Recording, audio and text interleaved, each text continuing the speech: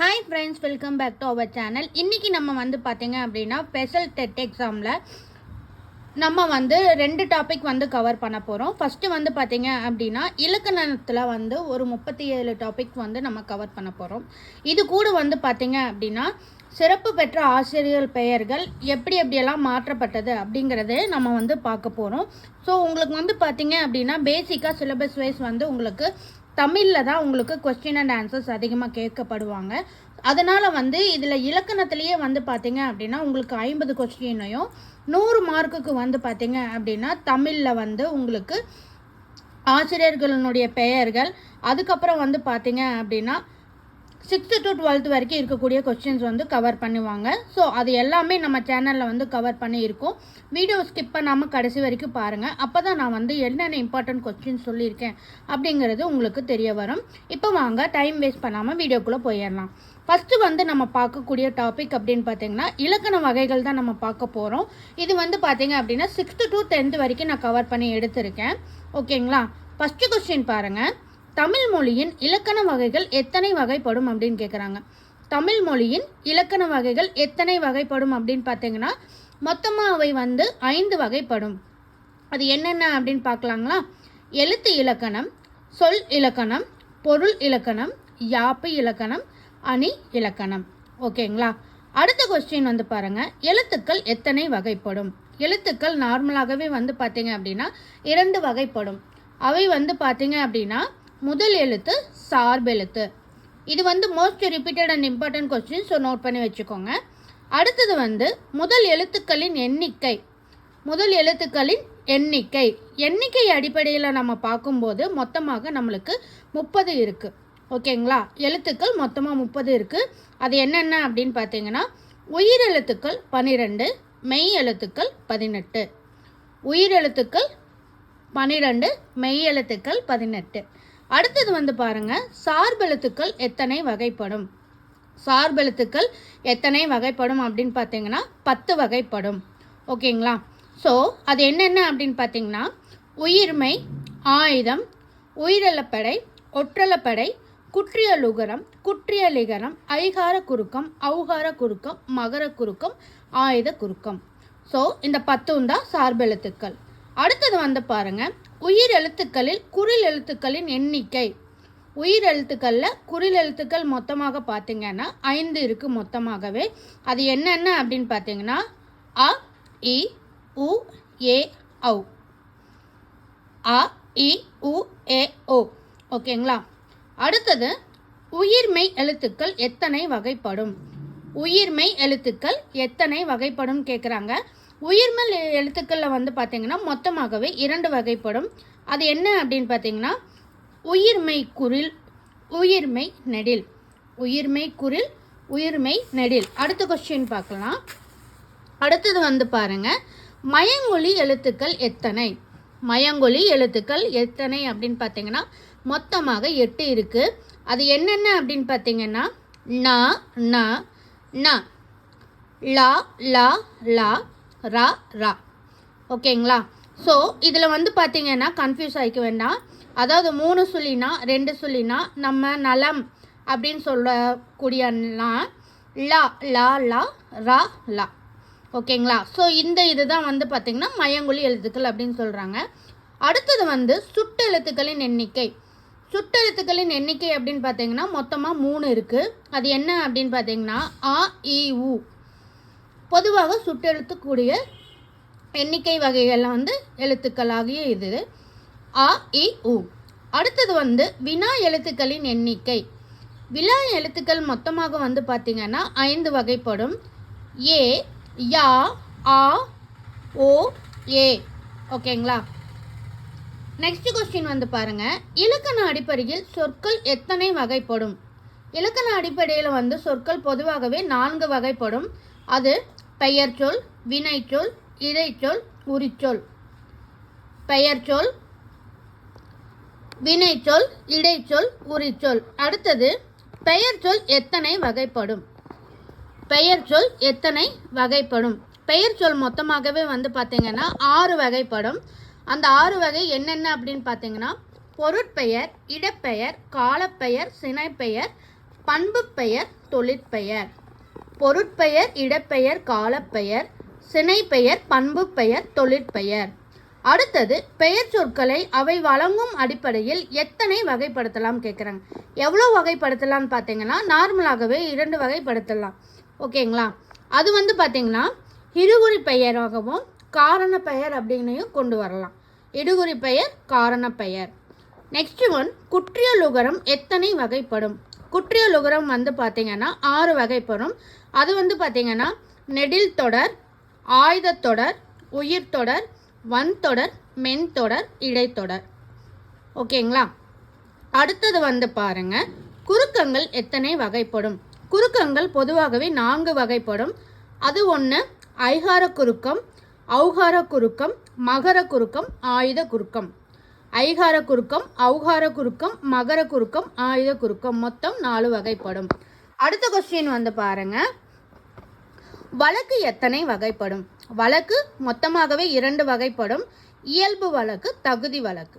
இயல்பு வழக்கு, தகுதி வழக்கு. அடுத்தது இயல்பு வழக்கு எத்தனை வகைப்படும்? இயல்பு வழக்கு பொதுவாகவே வந்து பார்த்தீங்கன்னா 3 வகைப்படும். ஃபர்ஸ்ட் ஒன்று வந்து பாருங்க, இலக்கணமுடையது, இலக்கண போலி, மருவு. இலக்கணமுடையது, இலக்கண போலி, மருவு. ஓகேங்களா? அடுத்தது தகுதி வழக்கு எத்தனை வகைப்படும் கேட்குறாங்க. தகுதி வழக்கு வந்து பார்த்தீங்க அப்படின்னா 3 வகைப்படும். அது என்னென்னு பார்க்கலாங்களா? இடக்கடக்கடக்கல், மங்களம், குழுவுக்குறி. ஓகே, இடக்கடக்கல், இடக்கடக்கல், மங்களம், குழுவுக்குறி. நெக்ஸ்ட் ஒன் வந்து போலி எத்தனை வகைப்படும்? போலி வந்து 3 வகைப்படும். அது என்னென்ன அப்படின்னு பார்த்தீங்கன்னா முதற்போலி, இடைப்போலி, கடைப்போலி. முதற்போலி, இடைப்போலி, கடைப்போலி. அடுத்தது இலக்கிய வகை சொற்கள் எத்தனை வகைப்படும்? இலக்கிய வகை சொற்கள் மொத்தமாக வந்து பார்த்தீங்கன்னா 4 வகைப்படும். அது என்னென்ன அப்படின்னு பார்த்தீங்கன்னா இயற்சொல், திரிச்சொல், திசைச்சொல், வடச்சொல். நன்னூலின்படி தமிழில் உள்ள ஓரெழுத்து ஒருமொழிகளின் எண்ணிக்கை, ஓரெழுத்து ஒருமொழி வந்து பார்த்தீங்க அப்படின்னா மொத்தமாக 42 இருக்குது. அதில் வந்து பார்த்தீங்கன்னா ஓரெழுத்து ஒருமொழி 42 ஆகவும், நெடில் வந்து 40, குறில் வந்து பார்த்தீங்க அப்படின்னா 20. மொத்தமாக வந்து பார்த்தீங்கன்னா 42 இருக்குது ஃப்ரெண்ட்ஸ். அதில் வந்து பார்த்தீங்கன்னா நெடில் வந்து 40, குறில் வந்து 20. அடுத்தது பதம் எத்தனை வகைப்படும் கேட்குறாங்க. பதம் வந்து மொத்தமாக 2 வகைப்படும். அது வந்து பார்த்தீங்கன்னா பகுப்பதம், இன்னொன்று வந்து பகாப்பதம். ஓகேங்களா? அடுத்தது பகுப்பத உறுப்புகள் எத்தனை வகைப்படும்? பகுப்பத உறுப்பு மொத்தமாக வந்து பார்த்தீங்கன்னா 6 வகைப்படும். அது வந்து பார்த்தீங்கன்னா பகுதி, விகுதி, இடைநிலை. பகுதி, விகுதி, இடைநிலை, சந்தி, சாரியை, விகாரம். பகுதி, விகுதி, இடைநிலை, சந்தி, சாரியை, விகாரம். ஓகேவா? அடுத்தது வந்து பாருங்க, அடுத்தது உங்களுக்கு வந்து பார்த்தீங்கன்னா பெயர் பகுப்பதம் எத்தனை வகைப்படும்? பெயர் பகுப்பதம் மொத்தமாக 6 வகைப்படும். அதில் வந்து 1 பொருள், 2வது இடம், 3வது காலம், 4வது சினை, 5வது பண்பு, 6வது தொழில். ஓகேங்களா? அடுத்தது தொழிற்பெயர் எத்தனை வகைப்படும் கேட்குறாங்க. தொழிற்பெயர் வந்து மொத்தமாக 3 வகைப்படும். அது என்னென்ன அப்படின்னு பார்த்தீங்கன்னா விகுதி பெற்ற தொழிற்பெயர், முதுநிலை தொழிற்பெயர், முதுநிலை திரிந்த தொழிற்பெயர். ஓகேவா? அடுத்தது 26வது கொஸ்டின் வந்து பாருங்க, 216 உயிர்மெல் எழுத்துக்களில் உள்ள குறில் எழுத்துக்கள் மொத்த எண்ணிக்கை. அதாவது 216 உயிர்மெய் எழுத்துக்களில் வந்து மொத்தமாக எத்தனை எழுத்துக்கள் அப்படின்னு பார்த்தீங்கன்னா 90 இருக்குது. அதில் வந்து ஃபர்ஸ்ட் ஒன் பாருங்கள், உயிர் குறில் எழுத்துக்கள் அப்படின்னு பார்த்தா 5 இருக்குது. அடுத்தது மெய்யெழுத்துக்கள், மெய்யெழுத்துக்கள் வந்து 18. உயிர்மெய் குறிலில் வந்து மொத்தமாக வந்து இந்த 5ஐயும் 18ஐயும் மல்டிப்ளை பண்ணி வந்தது அப்படின்னா 90 வருது. ஓகேங்களா? அடுத்தது 27வது கொஸ்டின், வினைமுற்று. வினைமுற்று எத்தனை வகைப்படும் அப்படின்னு கேட்குறாங்க. மொத்தமாக 2 வகைப்படும். அது என்ன அப்படின்னு பார்த்தீங்கன்னா தெரிநிலை வினைமுற்று, குறிப்பு வினைமுற்று. நெக்ஸ்ட் ஒன், எச்சம் எத்தனை வகைப்படும்? எச்சம் வந்து 2 வகைப்படும். அது என்ன அப்படின்னு பார்த்தீங்கன்னா பெயர் எச்சம், வினை எச்சம்.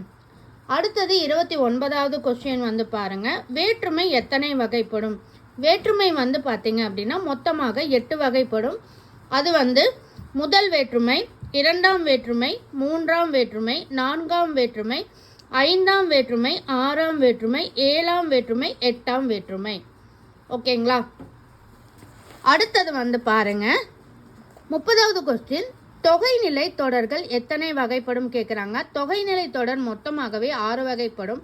அது வந்து வேற்றுமை தொகை, வினைத்தொகை, பண்புத்தொகை, உவமை தொகை, உண்மை தொகை, அன்மொழி தொகை. ஓகேங்களா? அடுத்தது தொகாநிலை தொடர்கள் எத்தனை வகைப்படும் கேட்குறாங்க. தொகாநிலை தொடர்கள் மொத்தமாக வந்து பார்த்தீங்க அப்படின்னா 9 வகைப்படும். அது என்னென்ன அப்படின்னு பார்த்தீங்கன்னா எழுவாய் தொடர், விழித்தொடர், வினைமுற்று தொடர், பெயர் தொடர், வினையெச்சத் தொடர், வேற்றுமை தொகாநிலை தொடர், இடைச்சொல் தொடர், உரிச்சொல் தொடர், அடுக்கு தொடர். அடுத்தது புணர்ச்சி எத்தனை வகைப்படும் கேட்குறாங்க. புணர்ச்சி மொத்தமாகவே 2 வகைப்படும். இயல்பு புணர்ச்சி, விகார புணர்ச்சி. 33வது கொஸ்டின் வந்து பாருங்க, விகார புணர்ச்சி எத்தனை வகைப்படும் கேட்குறாங்க. விகார புணர்ச்சி மொத்தமாகவே வந்து பார்த்தீங்க அப்படின்னா 3 வகைப்படும். அதில் வந்து தோன்றல், திரிதல், கெடுதல். தோன்றல், திரிதல், கெடுதல். 34வது கொஸ்டின் வந்து பாருங்க, யாப்பு இலக்கணத்தின்படி செயலுக்கு உரிய உறுப்புக்கள். செயலுக்கு உரிய உறுப்புக்கள் அப்படின்னு பார்த்தீங்கன்னா மொத்தமாக வந்து 6 வகைப்படும். அது என்னென்ன அப்படின்னு பார்த்தீங்கன்னா எழுத்து, அசை, சீர். எழுத்து, அசை, சீர், தலை, அடி, தொடை. தலை, அடி, தொடை. ஓகேங்களா ஃப்ரெண்ட்ஸ்? இப்போ பார்த்த நம்ம இந்த 34 கொஸ்டினுமே ரொம்ப இம்பார்ட்டண்ட்டான கொஸ்டின். ஸோ மறக்காமல் நோட் பண்ணி வச்சுக்கோங்க. இதனுடைய பிடிஎஃப் வந்து பார்த்தீங்க அப்படின்னா ஜஸ்ட் உங்களுக்கு வந்து 150 ருபீஸ் மட்டும்தான். வேணும் அப்படிங்கிறவங்க கலெக்ட் பண்ணிக்கலாம். எப்போல்லாம் நம்ம இலக்கணம் கொஸ்டின்ஸ் வந்து அப்டேட் பண்ணுறோமோ அதனுடைய பிடிஎஃப் எல்லாமே உங்களுக்கு கிடைக்கும். வேணுங்கிறவங்க டிஸ்கிரிப்ஷனில் நம்பர் இருக்குது, நீங்கள் கலெக்ட் பண்ணிக்கலாம். இப்போ வந்து நம்ம அடுத்தது தமிழில் வந்து இம்பார்ட்டண்ட்டாக இருக்கக்கூடிய முக்கியமான ஆசிரியர்களை பற்றியும் அவங்களுடைய சிறப்பு மற்றும் இயற்பெயர்களை பற்றி நம்ம பார்க்க போகிறோம். ஓகேங்களா? இதில் வந்து பார்த்தீங்க அப்படின்னா ஸ்பெஷல் டெட்டில் 2026 எதிர்பார்க்கப்படக்கூடிய கொஸ்டின்ஸை நம்ம பார்க்க போகிறோம். ஸோ அதனால் வீடியோ ஸ்கிப் பண்ணாமல் பாருங்கள். வாங்க இப்போ அந்த கொஸ்டின்ஸும் என்னென்ன அப்படின்னு பார்த்துடலாம். செந்தமிழ் அந்தனார் என அழைக்கப்படுபவர் யார்? செந்தமிழ் அந்தனார் என அழைக்கப்படுபவர் யார் அப்படின்னு பார்த்தீங்கன்னா இளங்குமரனார். இளங்குமரனார். அடுத்தது வந்து பாருங்க, மொழி ஞாயிறு என அழைக்கப்படுபவர் யார்? மொழி ஞாயிறு என அழைக்கப்படுபவர் யார் அப்படின்னு பார்த்தீங்கன்னா தேவநேய பாவனர். தேவநேய பாவனர். கவிஞாயிறு என அழைக்கப்படுபவர் யார்? கவிஞாயிறு என அழைக்கப்படுபவர் யார் அப்படின்னு பார்த்தீங்கன்னா தாரா பாரதி. தாரா பாரதி. கலைஞாயிறு என அழைக்கப்படுபவர் யார்? கலைஞாயிறு என அழைக்கப்படுபவர் யார் அப்படின்னு பார்த்தீங்கன்னா முத்துசாமி. நெக்ஸ்ட் ஒன், தமிழ் முனிவர் என அழைக்கப்படுபவர் யார்? திருவிக்கா. தமிழ் முனிவர் என அழைக்கப்படுபவர் யார் அப்படின்னு பார்த்தீங்கன்னா திருவிக்கா. அடுத்தது தற்கால தமிழ் இலக்கியத்தின் விடிவெள்ளி. தற்கால தமிழ் இலக்கியத்தில் விடிவெள்ளி யார் அப்படின்னு பார்த்தீங்கன்னா பாரதியார். நெக்ஸ்ட் ஒன், பகுத்தறிவு கவிஞர் என அழைக்கப்படுபவர் யார்? பகுத்தறிவு கவிஞர் என அழைக்கப்படுபவர் யார் அப்படின்னு பார்த்தீங்கன்னா பாரதிதாசன். பாரதிதாசன். நெக்ஸ்ட் ஒன், தமிழ் தாத்தா என்று அழைக்கப்படுபவர் யார்? தமிழ் தாத்தா என்று அழைக்கப்படுபவர் யார் அப்படின்னு பார்த்தீங்கன்னா உவேசா. 9th ஒன், நவீன கம்பர் என்று அழைக்கப்படுபவர் யார்? நவீன கம்பர் என்று அழைக்கப்படுபவர் யார் அப்படின்னு பார்த்தீங்கன்னா மீனாட்சி சுந்தரம் பிள்ளை. மீனாட்சி சுந்தரம் பிள்ளை. நெக்ஸ்ட் ஒன், சிறுகதை மன்னன் என்று அழைக்கப்பட்டவர் யார்? புதுமை பித்தன். புதுமை பித்தன். நாவலர் என்று அழைக்கப்படுபவர் யார்? நாவலர் என்று அழைக்கப்படுபவர் யார் அப்படின்னு பார்த்தீங்கன்னா சோமசுந்தர பாரதியார். சோமசுந்தர பாரதியார். நெக்ஸ்ட் ஒன், பண்டிதமணி என்று அழைக்கப்படுபவர் யார்? பண்டிதமணி என்று அழைக்கப்படுபவர் யார் அப்படின்னு பார்த்தீங்கன்னா கதிரேச செட்டியார். கதிரேச செட்டியார். அடுத்தது வந்து பாருங்க, தமிழ்நாட்டு பெர்னாட்ஷா என்று அழைக்கப்படுபவர் யார்? மு வரதராசனார். மு வரதராசனார். நெக்ஸ்ட் ஒன், தென்னாட்டு பெர்னாட்ஷா என்று அழைக்கப்படுபவர் யார்? அறிஞர் அண்ணா. தென்னாட்டு பெர்சா என்று அழைக்கப்படுவர் யார் அப்படின்னு பார்த்தீங்கன்னா அறிஞர் அண்ணா.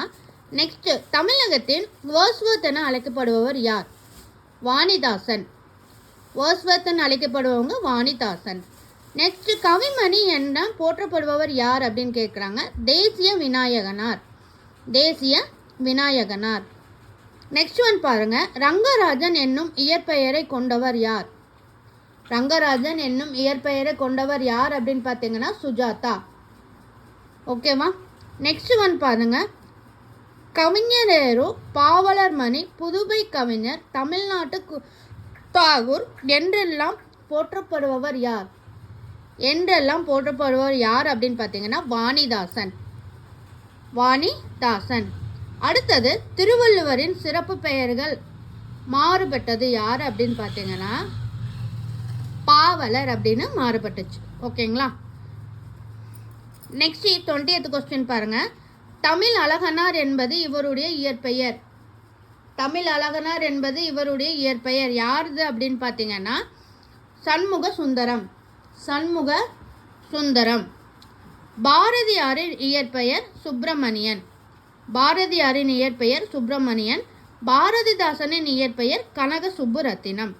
பாரதிதாசனின் இயற்பெயர் என்ன பார்த்தீங்கன்னா கனக சுப்புரத்தினம். கண்ணதாசனின் இயற்பெயர் முத்தையா. கண்ணதாசனின் இயற்பெயர் முத்தையா. நெக்ஸ்ட் ஒன் வந்து பாருங்க, முடியரசனின் இயற்பெயர் என்ன அப்படின்னு பார்த்தீங்கன்னா துரைராசு. முடியரசனின் இயற்பெயர் துரைராசு. தாராபாரதியின் இயற்பெயர் என்ன அப்படின்னு பார்த்தீங்கன்னா ராதாகிருஷ்ணன். தாராபாரதியின் இயற்பெயர் ராதாகிருஷ்ணன். நெக்ஸ்ட் ஒன், நாமக்கல் கவிஞரின் இயற்பெயர் ராமலிங்கம் பிள்ளை. ராமலிங்கம் பிள்ளை. நெக்ஸ்ட் ஒன், வாணிதாசனின் இயற்பெயர் எந்திரசாலு என்கிற அரங்கசாமி. எந்திரசாலு என்கிற அரங்கசாமி. அடுத்தது பாருங்க, பாவலரேரு பெருஞ்சித்திரனாரின் இயற்பெயர். பாவலரேரு பெருஞ்சித்திரனாரின் இயற்பெயர் என்ன அப்படின்னு பார்த்தீங்கன்னா துரைமாணிக்கம். நெக்ஸ்ட் ஒன், கீழ்கண்டவற்றில் சுந்தரனாரின் இயற்பெயர் என்ன அப்படின்னு பார்த்தீங்கன்னா நம்பியாரூரர். நம்பியாரூரர். நெக்ஸ்ட் ஒன் பாருங்க, எழில் முதல்வரின் இயற்பெயர். எழில் முதல்வரின் இயற்பெயர் அப்படின்னு பார்த்தீங்கன்னா ராமலிங்கம். ராமலிங்கம். அடுத்தது வந்து பாருங்க, கமலாயரின் இயற்பெயர் குணசேகரன். கமலாயரின் இயற்பெயர் என்ன அப்படின்னு பார்த்தீங்கன்னா குணசேகரன். காலமேக புலவரின் இயற்பெயர். காலமேக புலவரின் இயற்பெயர் அப்படின்னு பார்த்தீங்கன்னா வரதன். காலமேக புலவரின் இயற்பெயர் வரதன். கந்தவரின் இயற்பெயர். கந்தவரின் இயற்பெயர் அப்படின்னு பார்த்தீங்கன்னா நாகலிங்கம். அடுத்தது வந்து பாருங்க, சீத்தலை சாத்தனாரின் இயற்பெயர். சீத்தலை சாத்தனாரின் இயற்பெயர் வந்து பார்த்தீங்கன்னா சாத்தான் அப்படின்னு சொல்லப்படுறாங்க. காரியாசனின் இயற்பெயர் என்ன அப்படின்னு கேட்குறாங்க. காரியாசனின் இயற்பெயர் அப்படின்னு பார்த்தீங்கன்னா காரி அப்படின்னு சொல்லப்படுறாங்க. குழந்தை கவிஞர் என அழைக்கப்படுவர் யார் அப்படின்னு பார்க்குறாங்க. யார் அப்படின்னு பார்த்தீங்கன்னா வள்ளியப்பா. நெக்ஸ்ட் ஒன், தமிழ்நாட்டில் மாபெரும் மாபோஷான் என அழைக்கப்பட்டவர் யார் அப்படின்னு கேட்குறாங்க. மாபோஷான் அப்படின்னாலே ஜெயகாந்தன் அப்படிங்கிறத ஞாபகப்படுத்திக்கோங்க. அடுத்தது வந்து பாருங்க, சிறுகதையின் திருமூலர் என்று அழைக்கப்பட்டவர் யார்? சிறுகதையின் திருமூலர் என்று அழைக்கப்பட்டவர் யார் அப்படின்னு பார்த்தீங்கன்னா மௌனி. ஓகேங்களா? அடுத்தது, ஊமை கவிஞர் என்று அழைக்கப்பட்டவர் யார் அப்படின்னு கேட்குறாங்க. ஊமை கவிஞர் என்று அழைக்கப்பட்டவர் யார் அப்படின்னு பார்த்தீங்கன்னா சுரதா. ஓகேங்களா? நெக்ஸ்ட் ஒன் பாருங்க, படிம கவிஞர் என்று அழைக்கப்பட்டவர் யார் அப்படின்னு கேட்குறாங்க. படிம கவிஞர் அப்படின்னு பார்த்தீங்கன்னா அப்துல் ரஹ்மான் அப்படிங்கிறவரை தான் நம்ம சொல்லப்படுறோம். ஃப்ரெண்ட்ஸ், உங்களுக்கு வந்து பார்த்தீங்க அப்படின்னா ஓவராலாக ஆசிரியர் பெயர்களும் உங்களுக்கு வந்து சிறப்பு பெற்ற ஆசிரியர் பெயர் அவங்களுக்கு வந்து என்னென்ன இயற்பெயர் வந்து நம்மளுக்கு கொடுத்தோங்க அப்படிங்கிறத நம்ம 1 by 1 பார்த்துருக்கோம். ஸோ இது எல்லாமே வந்து இம்பார்ட்டண்டான கொஸ்டின்ஸ் தான். ஸோ இது பிடிஎஃப் அப்படின்னு வந்து பார்த்திங்கன்னா ஜஸ்ட் 150க்கு மட்டும்தான் கொடுத்துட்ருக்கோம். ஸோ இலக்கணம் உங்களுக்கு வந்து பார்த்தீங்க அப்படின்னா ஓவராலாக நம்ம எல்லாமே கவர் பண்ணி கொடுத்துருவோம். உங்களுக்கு பேசிக் டு அட்வான்ஸ் வரைக்கும் எல்லாமே என்னென்ன வந்து கேட்குறாங்களோ எல்லாமே உங்களுக்கு வந்து மேட்ச் பண்ணி நம்ம கொடுத்துருவோம். பிடிஎஃப் வேணும் அப்படின்னா நான் டிஸ்கிரிப்ஷனில் நம்பர் மென்ஷன் பண்ணுறேன், நீங்கள் வாங்கிக்கலாம், கலெக்ட் பண்ணிக்கலாம். கண்டிப்பாக இந்த வீடியோ வந்து உங்களுக்கு யூஸ்ஃபுல்லாக இருக்கும்னு நினைக்கிறேன். மறக்காமல் டிஎன்பிஎஸ்சி எக்ஸாம் எழுதுகிற உங்கள் ஃப்ரெண்ட்ஸ் அண்ட் ஃபேமிலிக்கு ஷேர் பண்ணுங்கள். தேங்க்யூ. தேங்க்ஸ் ஃபார் வாட்சிங்.